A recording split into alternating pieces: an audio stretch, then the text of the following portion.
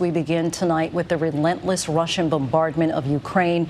There are reports that an art school in the besieged city of Mariupol was destroyed by Russian forces, with as many as 400 sheltering inside, and Russian commanders with an ultimatum ordering Ukrainian forces in the city to surrender within hours. The city is increasingly feeling the brunt of Putin's war, undergoing a fierce assault. Many residents spent today digging graves for their neighbors. Putin's ground forces making little progress in their advance toward Kyiv, leading some military analysts to predict a long and bloody stalemate ahead. Dozens of Ukrainian troops are believed to have died in an airstrike on a military barracks. One soldier was pulled alive from the rubble 2 days after the attack. Despite the onslaught, the Ukrainian people remain defiant. A crowd in Kherson, a city under Russian occupation, challenging Russian troops, chanting, "Go home." The soldiers were forced to reverse. All this as President Zelensky said today that he is ready to negotiate with Vladimir Putin, but if the talks fail, it could lead to World War III. We have team coverage tonight. ABC's James Longman leads us off from Lviv, and a warning that some of the images might be disturbing. Tonight, Russia has given Ukrainian forces in Mariupol until 4 a.m. local time to surrender. This as we get a glimpse of the dark reality of life under Russian siege. Surviving, now a form of resistance. Residents like Andrei digging graves for their own neighbors. "I hope there'll be some sort of a reburial, and this is just temporary," he says. "The military told us to put the bodies somewhere in the cold, but the only cold places now are basements. There are people in the basements, so bringing the dead to people is just so we bury them here."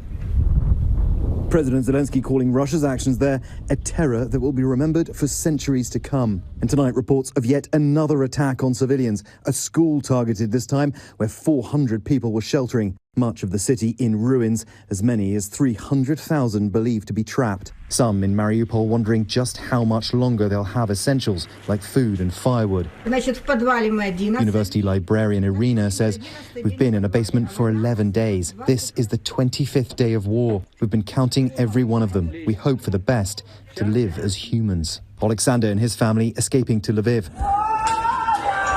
calling his home city a dead zone. "I realized there were no safe places in the city anymore," he says.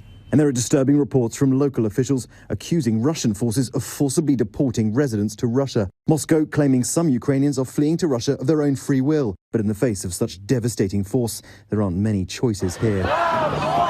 Locals elsewhere continuing to show extraordinary bravery, confronting Russian military vehicles head-on in the occupied city of Kherson, shouting, "Go home," forcing them to retreat. That sheer force of Ukrainian resistance, part of what's leading some military analysts tonight to warn that the war may be moving toward a drawn-out and bloody stalemate. As Vladimir Putin's ground forces make little progress advancing on Kyiv, still estimated 9 miles or so outside the city centre, their same position from over a week ago. And tonight, Ukrainian officials claim 6 Russian generals have been killed in this invasion so far, proof, they say, that Russia was not prepared. We've seen deliberate targeting of cities and towns and civilians throughout in the last several weeks. I believe that he's taking these kinds of steps because his campaign is stalled. A senior U.S. defense official saying Russia is bringing the long-range artillery pieces it's relied upon closer to the capital. And today, videos circulating on social media show smoke plumes rising over Kyiv. Russian shelling destroying another high-rise apartment building. Rescue workers surveying the damage.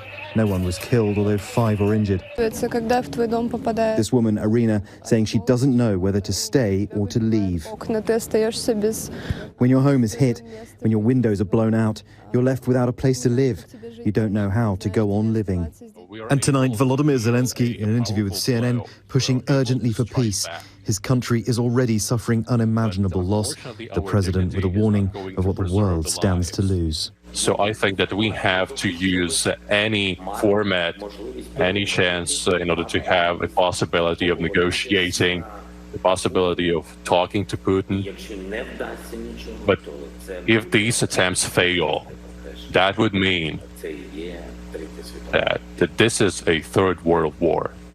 A notion no one wants to hear. Let's get right to James Longman in Lviv for us tonight. James, we are now 25 days into this invasion, and there are real fears at this point about what Vladimir Putin might do next.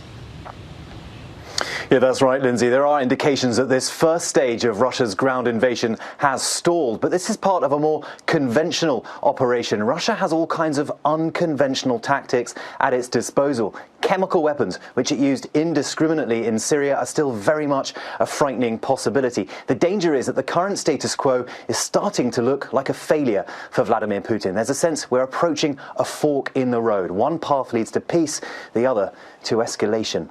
Lindsay? A very precarious moment in our world history. James, thank you.